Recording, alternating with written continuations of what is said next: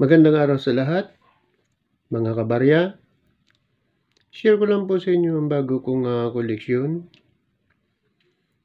Singapore coins. Bago tayo mag-umpisa, huwag sanang kalimutan mag-subscribe sa channel ko, mag-like at mag-share, mag-comment.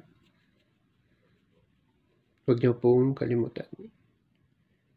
So kabarya, kung kayo na nakapag-subscribe na, akin na pong tatalakayin. Umpisa na ang pagtalakay sa baryang ito. Ito po yung baryang ito ay Singapore po. Singapore o Singapore, $1. Ito po ay bago, 2013. Ito po yung Singapore, year 2013. Singapore Lion, flag ng Singapore.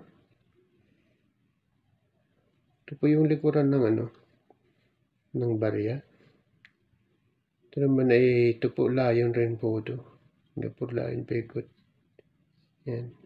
Pero ito yung pinaka-Lion Singapore. $1. Parehas lang po ito ng bago nating barya na 5 piso. Ganito po nung nagunal.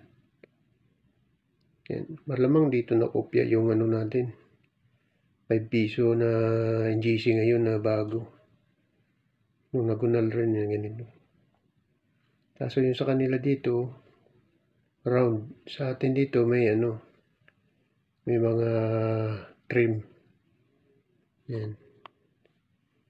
So, ayon sa BBC, Earthcoin, yung mga ganitong barya daw, ay matataas na raw ang value. Kaya swerte ako na mayroon akong ganitong barya. Swerte rin kung mayroon ganito kayong barya.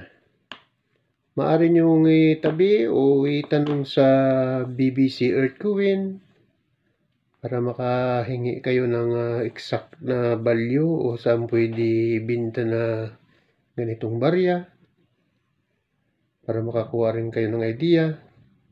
Dahil doon nakapagtanong na rin ako, wala pa siyang reply sa akin kung anong exact value. Pero sabi niya, $1,000 na rin daw ang presyo ng ganitong mga barya.